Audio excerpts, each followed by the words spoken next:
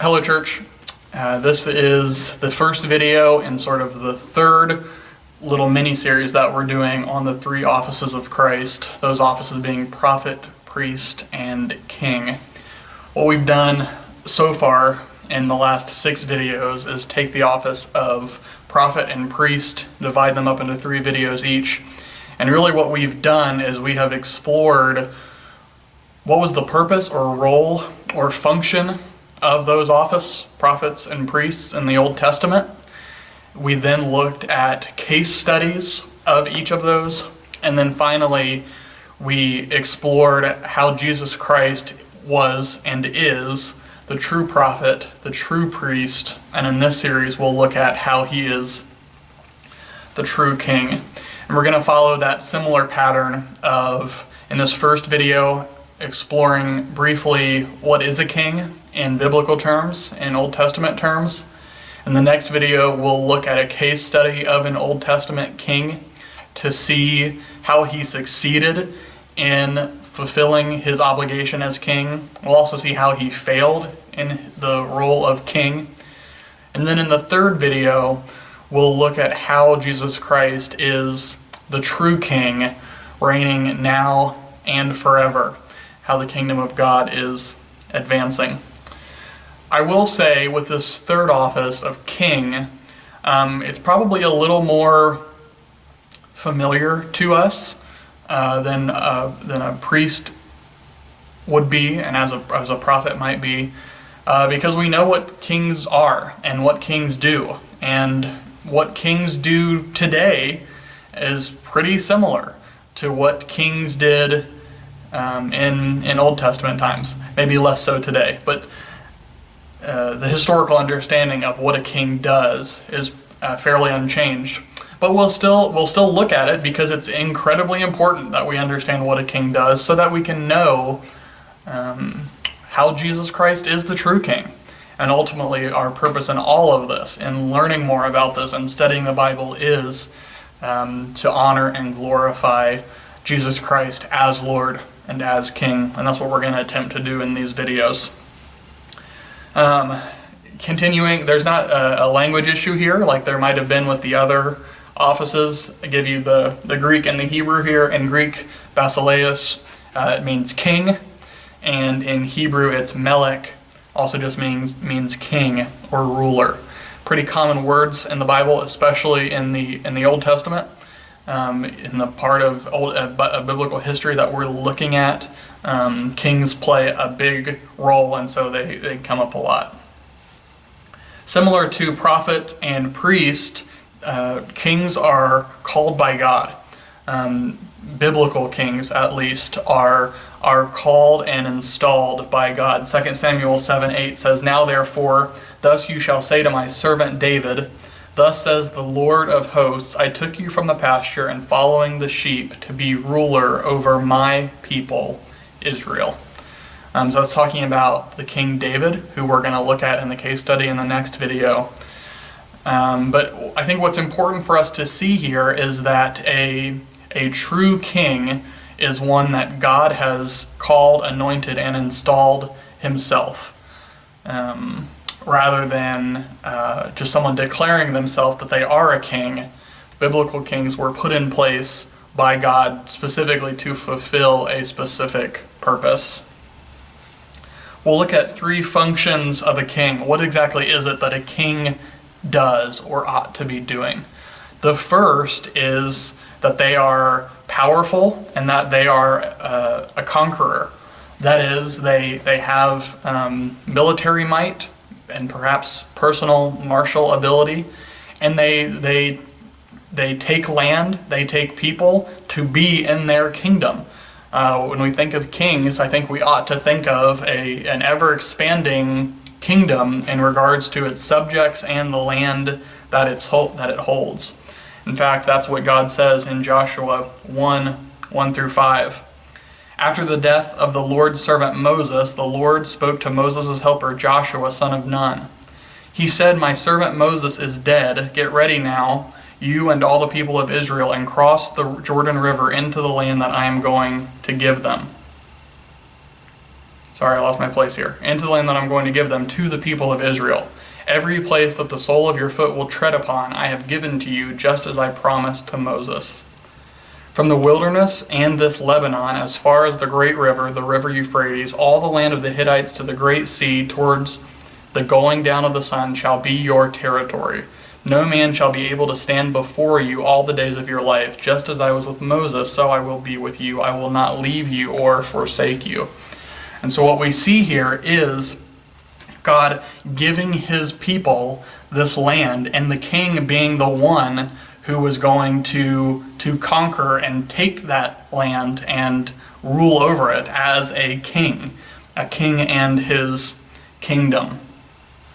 Similarly, in Proverbs 24, we read, by justice a king builds up the land, but he who exacts gifts tears it down. So again, this idea of a king establishing his kingdom by his might, by his power. And if he's a good king, it's might and power that comes from God. Of course, we don't get too many examples of good kings in the Bible. Most of them are wicked kings. They are conquering people and lands for evil purposes, not for God-honoring purposes. The second function of a king is that he rules over and defends his people. Again, so if the first aspect of a king was the idea of land, the second aspect is the people, the subjects who are in the kingdom, who the king is ruling over. And again, we can see positives and negatives to this idea, right? A king can rule badly. A king cannot defend his people. But if a king is doing his job, that means he has his land and he is defending the land and the people living in the land, in the kingdom, from the enemy, from people who wish the people harm. If a king is someone who is powerful and able to defend the people, then he exercises that right by defending those people who cannot defend themselves. That's what a good, God-honoring king might have done. 2 Samuel 23, verse 3 says, the God of Israel has spoken, the rock of Israel has said to me, when one rules justly over men, ruling in the fear of God. And so again, what this gets at is there's a way to rule as a king that is good and God-honoring. And unfortunately, there are ways to rule as king that are not good, that are sinful, that are not God-honoring. And most of the pictures that we see of biblical kings and earthly kings unfortunately fall into that second category, don't they? Of kings being sinful, being selfish, being self-serving, looking after themselves rather than the people that God has put them over to defend, that sort of thing. But the function of a good king is to rule in a God-honoring way and to defend the people that cannot defend themselves. That's why God has put the king in this place in the first place. And then the final function of a king is this idea of submission, and that's that the people submit to a king. Even today, when someone says, long live the king, or long live the queen, what they're doing is they're submitting themselves under the leadership and the headship of that king. And so that was similar in Bible times too. To say that to assert that someone was king was to say, this person is my king, I'm going to serve them and be under them while they are protecting and defending me. Similarly, the title that Jesus Christ is Lord is a similar confession of submission. To say that Jesus Christ is Lord is to say that Jesus is king, I serve him. Jesus himself said that you can only serve one master. You can only serve one person as Lord. And so to say that Jesus Christ is Lord is to confess that Jesus is the king over and against anything else that we might serve or worship in our lives around us in the world. Peter gets at this in 1 Peter 2. He says, be subject for the Lord's sake to every human institution, whether it be to the emperor as supreme or to governors as sent by him to punish those who do evil and to praise those who do good. So the reason I share that verse is because what we see here is this is a New Testament. This is post Jesus' death and resurrection command from Peter that tells us to submit to governing authorities.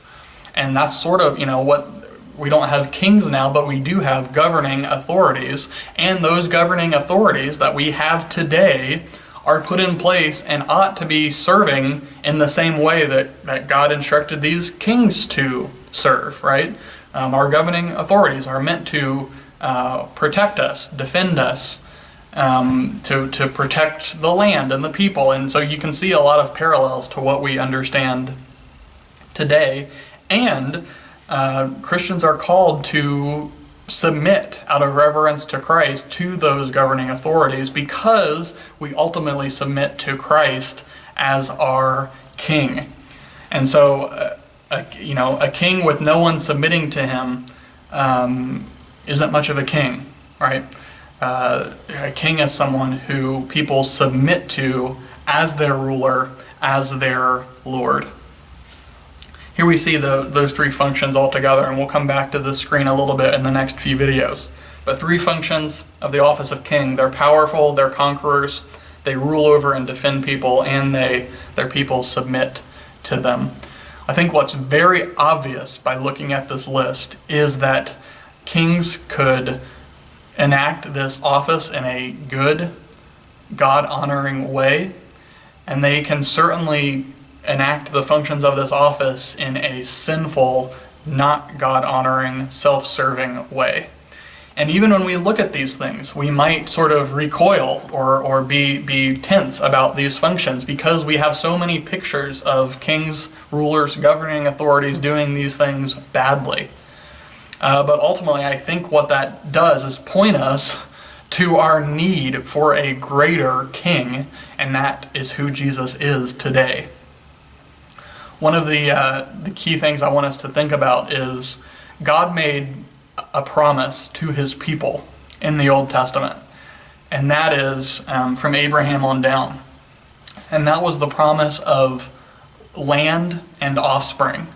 God told the people that they would have their own land, and he told Abraham that his offspring he would be the father of nations, that his offspring would number the stars.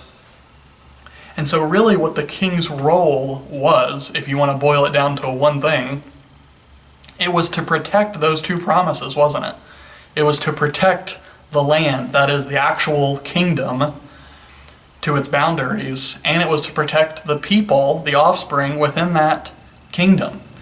The king's role was to guard both those things and even multiply them for the glory of God. But again, I think ultimately what this brief intro study does, and as we read through the Old Testament, is we'll see the failure of the Old Testament kings to live up to this role. Because they were sinful, because they were selfish, some of them were better than others at fulfilling this office, but all of them were broken because of sin, and none of them did it perfectly. That's what we're going to do in the next video, is we're going to look at a couple well-known scenes from the life of David, the king of Israel. But ultimately, I think what we should feel from our own experience and from our knowledge of the Bible as we do this study is that yearning for that one true king who would come, who would successfully, perfectly, and in the most God-honoring way possible, fulfill these three functions of a king in a way that no king before him had ever done or could ever do. That's, I think, what we'll be feeling as we do this study, this desire to see that one true king come. We know that that is Jesus Christ, and that's where this study is ultimately going to take us. So, in the next video, we'll look at the life of David. Hope you'll tune in with us then, and we'll see you then. Thanks.